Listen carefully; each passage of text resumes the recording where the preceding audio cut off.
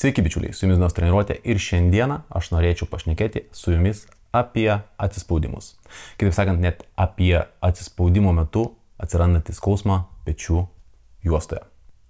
Priežasčių įvairiausių gali būti peties sąnario pažaida, gali būti pažaida raumenų, per daug įsitempusi sausgyslė ir panašiai. Bet kol jūs nežinote, kas jums yra, ar visiškai nustoti daryti atsispaudimus, nes daryti atsispaudimus, kai jūs jaučiate skausmo simptomatiką, tikrai nėra protinga.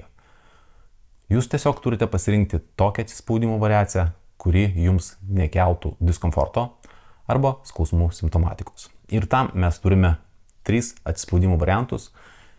Kažkuris iš jų tikrai greičiausiai jums nekels diskomforto ar skausmo. Tai būtinai juos ir pasibandykite.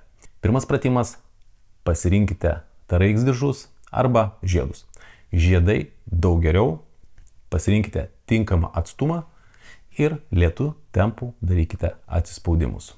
Jeigu darant šitą pratimą jūs jaučiate diskomfortą pečių juostoje, didelė tikimybė, kad šis pratimas jums visgi netinka. Todėl pasirinkite antrą variantą, kuriame jau bus reikalingas stabilumas. Tai atsispaudimai ant gimnastinio kamuolio. Gimnastinis kamuolys sudarys nestabilumą jūsų pečių juostoje, todėl įsijungs labai daug stabilizatorių. Reiškia, jie pradės dirbti kaip priklauso ir nuims krūvį nuo tų raumenų, kurie greičiausiai jums sukelia skausmą. Ir trečias pratimas – atsispaudimai ant gumos. Sudėtingiausia variacija iš visų šių pratimų. Stipriai apkrauna jūsų peties stabilizatorius, jūsų juosmens kontrolę ir atlikimo metu tikrai dirbs visai kiti raumenys, nei tie, kurie dirbdami sukelia jums skausmą.